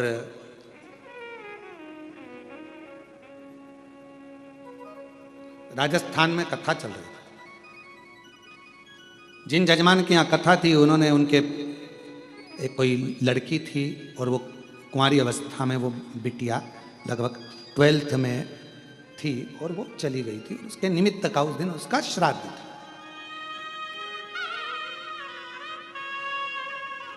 यजमान परिवार से सूचना करी कि गुरुजी आज बेटी का श्राद्ध है और प्रसाद बना है, तो सब लोग प्रसाद पाएंगे, तो आप भी प्रसाद पाएंगे। हमने कहा कि यजमान को पहले हमारे पास भेजो और यजमान अगर दक्षिणा दे तो हम श्राद्ध पाए, मना नहीं। तो कहा गुरु जी आप दक्षिणा लेंगे? हमने कहा, तो कहा ठीक है। यजमान आए, राधा रमन जी। हमने कहा राधा रमन जी क्या बात है? कहा आज बेटी का श्राद्ध है, प्रसाद पाना। हमने कहा दक्षिणा लगेगी, बिना दक्षिणा के प्रसाद कैसे पाया जाए? तो कहा गुरु जी बोलो क्या दक्षिणा लगेगी? हमने कहा एक दक्षिणा चाहिए। एक बेटी गई है आपकी, 12th क्लास में पढ़ रही थी, पढ़ाई पूरी नहीं हुई थी, चली गई। कोई एक गरीब की बेटी जो 12th में पढ़ रही हो, उसकी पढ़ाई को तुम उसकी कॉलेज तक का खर्चा तुम उठाओ, तो हम श्राद्ध पाना। ये हमारी दक्षिणा है। एक गरीब की बेटी अगर पढ़ने को तैयार बैठी है और शिक्षा चाहती है और उसके पास धन नहीं है, उसको तुम पढ़ाओ। तुम्हारी बेटी गई ना, उसको अपनी बेटी मानो, उसकी शिक्षा का खर्चा उठाओ, पढ़ाओ उसको अपना मानकर पढ़ाओ, शिक्षा का खर्चा दो उसका। कहा गुरु जी आंख में आंसू थे राधा रमन जी के और कहने लगे आज लगा कि मैंने बेटी का सही श्राद्ध किया है, आज लगा मैंने बेटी का सही श्राद्ध किया। मेरी बेटी गई, मैंने दूसरे की बेटी को पढ़ाऊंगा, उसका कॉलेज तक विद्या अध्ययन कराऊंगा, और अगर मुझे भगवान ने उस लायक बनाया तो एक दिन उस बेटी का कन्यादान भी मैं अपने हाथों से कर दूंगा। इसको कहते हैं कि तुमने अपनी बेटी की जगह बेटी को संभाला। केवल एक ब्राह्मण को भोजन करा देना, श्राद्ध का भाग निकाल देना, यह मूल नहीं है। मूल यह है कि किसी के चेहरे पर आपके द्वारा प्रसन्नता आ जाए। और आज मैं कहूंगा नारखेड़े जी, पाटिल जी, मेरे को बड़ी प्रसन्नता इस चीज की कि जिस बेटी को उन्होंने पढ़ाया, नमिता उसका नाम है, और वो आज पटवारी बन गई है और पटवारी बनकर पटवारी का जॉब कर रही है। और आप मानेंगे नहीं, नारखेड़े जी कभी योग लगेगा तो मैं उसको मिलवाऊंगा आपसे, उस नमिता बेटी से, कि जिन्होंने उस बेटी को पढ़वाया उसकी माँ नहीं थी, उसका बाप था केवल, और बाप दूसरे के यहाँ काम करता था। बेटी पढ़ गई, पिताजी के जो लड़का था 2-3 उसके बहुएं आ गई, पिताजी को रखा नहीं, तो वो जो दूसरे की बेटी थी उस बाप को अलग से मकान दिलाकर वो बेटी अपने पिता को वहां रख रही, जिसने पढ़ाया। ओरिजिनल बाप नहीं है वो, पिता नहीं है, पर उसका साथ है। श्राद्ध किसको कहते हैं? श्राद्ध का मतलब क्या है? आज दुनिया के लोगों ने केवल सोशल मीडिया पर श्राद्ध को हंसी का पात्र बना रखा है। एक बहन फोन लगाकर कहे कौवे को निमंत्रण देती है, कौवा कहता है मैं व्यस्त हूं, ये श्राद्ध है? हमारे सनातन धर्म की हंसी उड़ाने के लिए श्राद्ध है। पंडित को खाना खाते हुए दिखाया जाता है, बहुत पेट वाला हंसता हुआ, क्या ये सोशल मीडिया पर श्राद्ध का प्रचलित? कौवों की टीम बैठी हुई है छत के ऊपर और उसको दिखा रहे कि ये श्राद्ध है। ये हमारा सनातन धर्म की हंसी है, इसको हम श्राद्ध नहीं कह सकते। श्राद्ध का मतलब है अपने घर में जो बुजुर्ग हैं, अपने घर में जो बैठे हैं, उनको दिल से आदर कर लो, सम्मान कर लो, तो ऊपर बैठे हुए बुजुर्ग स्वयं आशीर्वाद देना प्रारंभ कर देंगे, वर देना प्रारंभ कर देंगे। श्राद्ध का मूल ही है। और अगर कोई हमको श्राद्ध में अगर बुला रहा है प्रसाद खाने के लिए, तो हमारी दक्षिणा याद रखना, हमारी दक्षिणा याद रखना कि हमारी दक्षिणा क्या है। वैसे भी दक्षिणा के मामले में हम बड़े प्रसिद्ध हैं, सोशल मीडिया पर हमारी दक्षिणा बहुत चलती हो, पर हमारी दक्षिणा याद रखना कि हमें अगर श्राद्ध पक्ष में प्रसाद पवाना है, जिसको बुलाना है हम आने को तैयार है, पर शर्त यह है कि अगर बुजुर्ग के श्राद्ध में बुलाओगे तो एक बुजुर्ग को तुम्हें उसके मरते दम तक संभालना पड़ेगा। एक महिला के श्राद्ध में बुलाओगे तो एक बुजुर्ग महिला को, एक गरीबड़ी को, तेरे घर की बुजुर्ग महिला को तुझे संभालना पड़ेगा। ये दक्षिणा दे और संकल्प देना पड़ेगा। संकल्प अगर टूट गया तो समझ लेना तूने संकल्प किसको दिया? 12 ज्योतिर्लिंगों को। शिवर वाला महाराज केवल शंकर को भजता है, शिव का स्मरण करता है।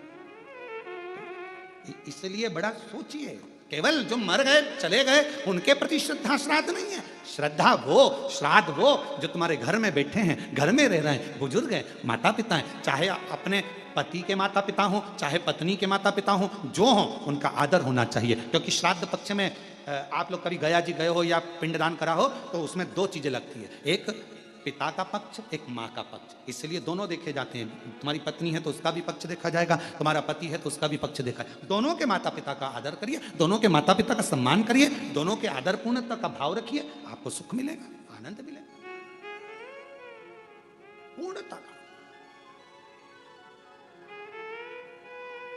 पति सोचे कि मैं अपने माँ बाप का आदर करूं, पत्नी के माँ बाप का नहीं, और पत्नी सोचे मैं अपने माँ बाप का आदर करूं, पति के माँ बाप का नहीं, तो ये पूर्णता नहीं मानी गई। ये दोनों का आदर, दोनों का सम्मान करें। माँ बाप वो भी हैं, माँ बाप वो भी हैं, दोनों का पूर्ण आदर के साथ में जो सम्मान होता है वही श्राद्ध का मूल है। हम भटक रहे हैं। आज के जमाने में हमने श्राद्ध को केवल हंसी का पात्र का केंद्र बना दिया। ये 16 दिनों को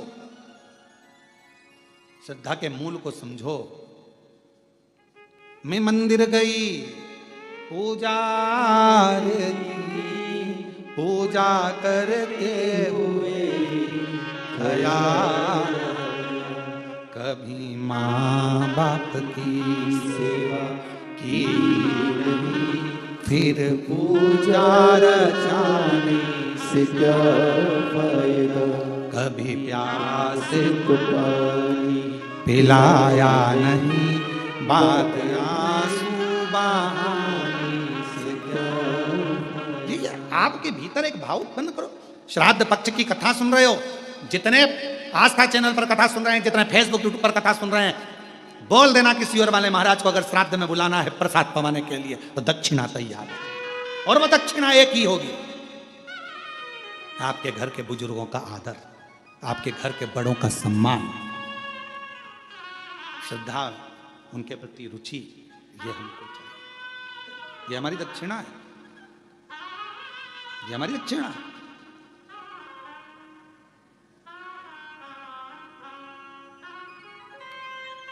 शिव तत्व को जानो। रुचि, शिव जी ने कहा रुचि तुमको क्या चाहिए? रुचि कहता है बाबा मेरा ब्याह करना है, शादी करना है। मैंने सुना है कि जन्म मरण परण 3 आपके पास में, आप विवाह कर सकते हैं। शिव जी ने कहा पर तुम्हारे पितृ तृप्त नहीं है। जब तुम्हें अपने पूर्वजों को पानी देना था, पिलाना था, तब तुम घर छोड़ गए। माता पिता तुम्हें ढूंढते रहे। होता है, एक लड़का जा रहा था मोटरसाइकिल लेके, उसने जो बुलेट चालू करी वो बम बम बम बम बम बम, जो उसने चलाना चालू करा, पापा ने आवे लगी, ए बेटा इधर आ। दौड़ के आया बेटा, ए बेटा रवि जा तो मुझे थोड़ा सा पानी ला दे बेटा, एक गिलास भर के, जा जल्दी से उड़कर। लड़का दौड़कर अंदर गया, अपनी मम्मी से कहा मम्मी मैं काम से जा रहा था और पापा ने मेरे से पानी लाने का कह दिया, पापा को 1 गिलास पानी दे देना। और बेटा दौड़कर बुलेट चालू करी, भम भम भम भम चालू करके भट भट भट भट भट भट भट भट। माँ आई, 1 गिलास पानी लेके दिया। पति ने पूछा क्यों तुम पानी लेके आई? मैंने पानी तो तुम्हारे बेटे से मंगा था, तो वो इतनी जल्दीबाजी में कहाँ गया? इतने में माँ ने सिर पे पल्लू लेकर बोला रेलवे स्टेशन पे प्याऊ लगाई है बेटे ने, पानी पिलाने गया है। बाप ने माथा टोका, स्टेशन पे पानी पिला रहा, बाप यहां मंग रहा तो चिल्ला रहा स्टेशन पर। ऐसे ढेर सारे, क्या मतलब? चले चले। रुचि, जब तुम्हारे बुजुर्ग तुम्हारे से पानी मांग रहे थे तुमने घर छोड़ दिया, जब तुम्हारे बुजुर्ग तुमसे जल मांग रहे थे तुमने घर छोड़ दिया, और अब कहते हो कि मैं तुमको कुछ दूं, तो तुम्हें उन बुजुर्गों को प्रसन्न करना पड़ेगा, तुम्हारे पितरों को तृप्त करना पड़ेगा। तृप्ति का कोई मूल साधन जिससे मेरे पितृ तृप्त हो जाए। हाँ,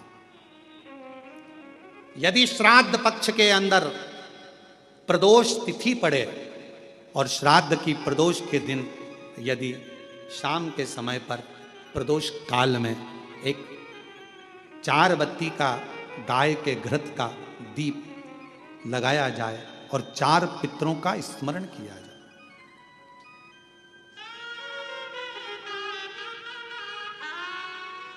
चार पितरों का स्मरण करो। वो 4 बत्ती का दीपक जलाकर, पहले अग्निस्वधा पितर, दूसरे वर्षद पितर, तीसरे आग्य पितर और चौथे सोमपति पितर। इन 4 पितरों को नमन करो, प्रणाम करो, और वो 4 बत्ती का दीपक या तो पीपल के वृक्ष के नीचे या मेरे शिवालय में जो प्रदोष के दिन अंकित कर देता है, जला देता है, प्रकट कर देता है। जो मन से मांगता है पितृ और शिव उसके भंडार कभी खाली नहीं करता, उसकी झोली भरा आ जाती है। कौन से दिन? श्राद्ध पक्ष में जो प्रदोष आए, प्रदोष के दिन, प्रदोष काल में दीप प्रकट करने की बड़ी महत्वता है।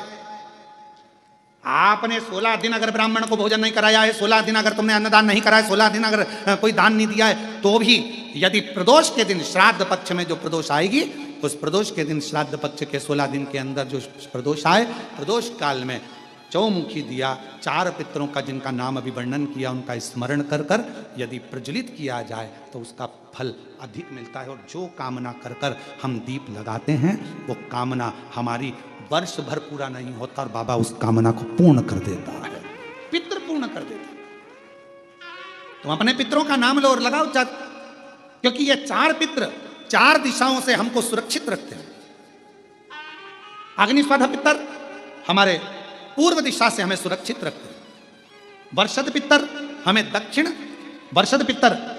दक्षिण दिशा से सुरक्षित रखते हैं। और महाराज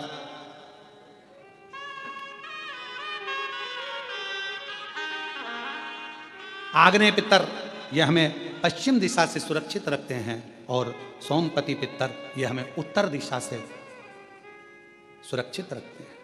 ये वो पितर हैं जिनका नाम लेकर यदि प्रदोष काल में, प्रदोष के दिन, श्राद्ध पक्ष में अगर दीप 4 बत्ती का घृत का लगाया जाता है, या तो शिवालय में या पीपल के वृक्ष के नीचे, अगर वहाँ नहीं लगा सकते तो तुलसी के पौधे के नीचे, उसके सामने, या बट वृक्ष के सामने, या आंवले के वृक्ष के सामने, या बेलपत्र के वृक्ष के सम्मुख में, कहीं पर भी अगर इस दीप को लगाया जाता है और शिव का नाम लेकर उसको प्रज्वलित किया जाता है, तो पितृ और शिव आपका कार्य सफल जरूर करते हैं और रक्षा जरूर करते हैं। हम तो यहां तक कहेंगे, किसी को स्वप्न आते हो, स्वप्न में भय हो जाता है, बच्चा एकदम रोकर उठ जाता है, चिड़चिड़ा हो जाता है, व्यक्ति के अंदर द्वेष उत्पन्न होने लगता है, क्रोध आने लगता है, बहुत ज्यादा टेंशन है, डिप्रेशन है, मानसिक चिंता है, उसको हम कहेंगे इस दीप को जरूर जला, उसको लगाना चाहिए। पितरों का नाम लेकर, 4 पितरों का स्मरण कर कर राजा रुचि ने अपने पितरों के निमित्तार्थ ये कर्म किया।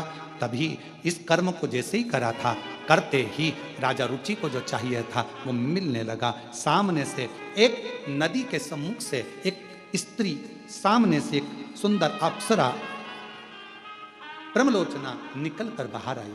और जैसे ही आई, पूछा राजा रुचि ने, तुम कौन हो? कहा, मैं अप्सरा हूं ब्रह्मलोचना।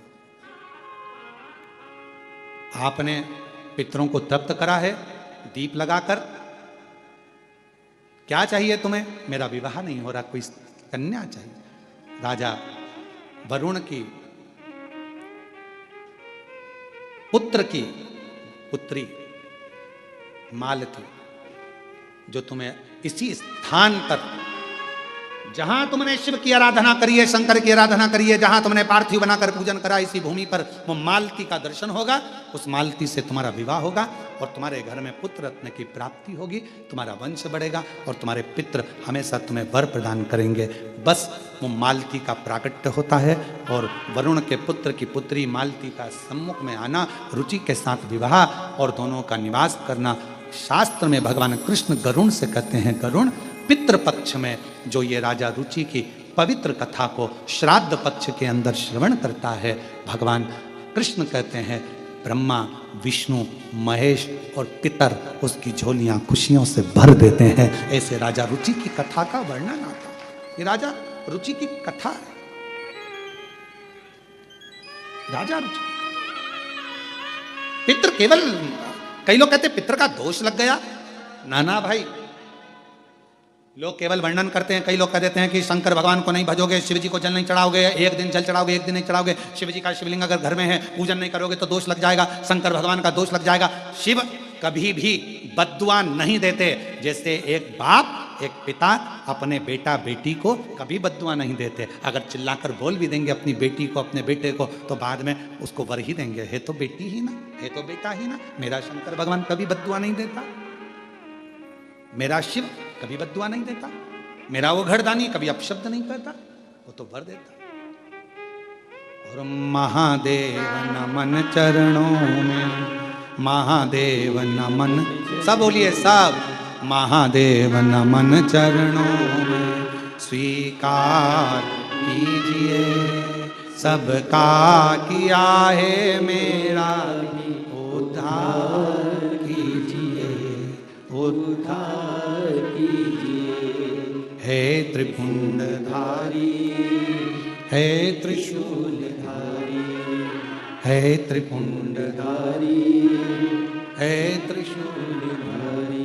चरणों में तेरे बाबा जी पावन है चारों धाम, चरणों में तेरे बाबा जी पावन है चारों धाम। तेरी देव करते वंदना, पूजे हैं सीताराम।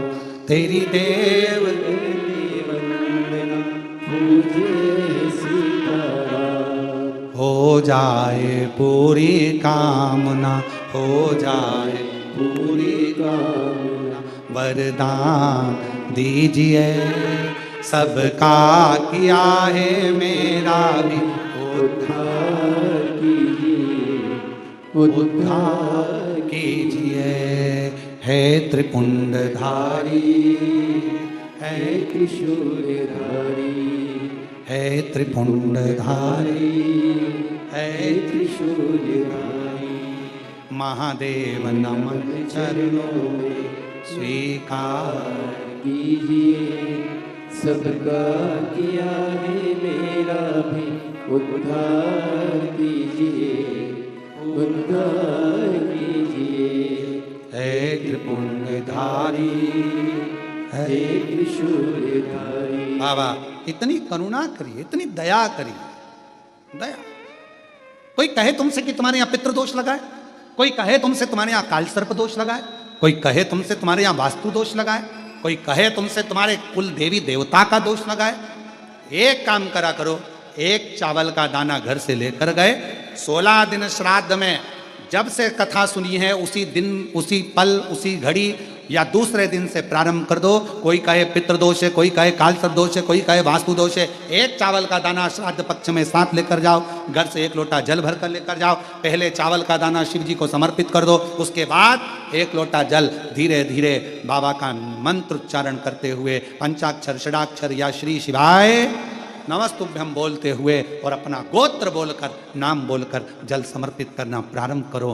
धीरे धीरे आपको खुद लगेगा कि मेरे घर का सारा दोष समाप्त हो गया है, सारा दोष, सारा दोष समाप्त। पितृपक्ष में जितना शिव की आराधना कर सकते हो, नवरात्रि में जितनी शंकर की आराधना कर सकते हो उतनी करो।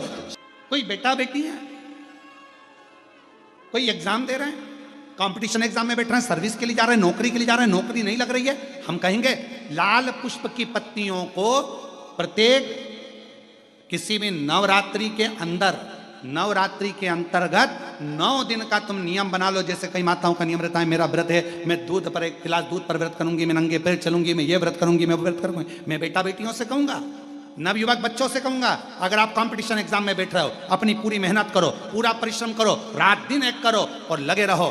और 9 दिन तक नवरात्रि में 9 लाल फूल की 9 पंखड़ियां या 9 कोई भी चावल लाल कलर में कर कर, कुंकू में कर कर, अगर माँ जगत जननी के मंदिर में नहीं जा सकते, माँ भीड़ रहे तो शिवलिंग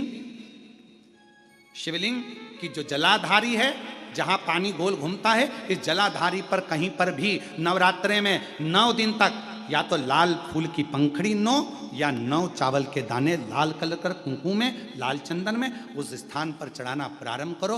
9 दिन के बाद तुम्हें 15 दिन और निकलेंगे, उसके बाद तुम्हें खुद लगेगा कि तुम्हारी जॉब, तुम्हारी नौकरी तुम्हारा बाबा ने लगाया है। शक्ति का बल, परिश्रम जरूर करना, मेहनत जरूर करना, रात दिन पढ़ाई एक साथ करना और अपने परिश्रम को नहीं छोड़ना। मेहनत जरूर करो पर साथ में ये प्रयोग भी करो नवरात्रि का। देखो शिव और शक्ति का बल तुम्हें प्रसन्नता देता है कि नहीं देता।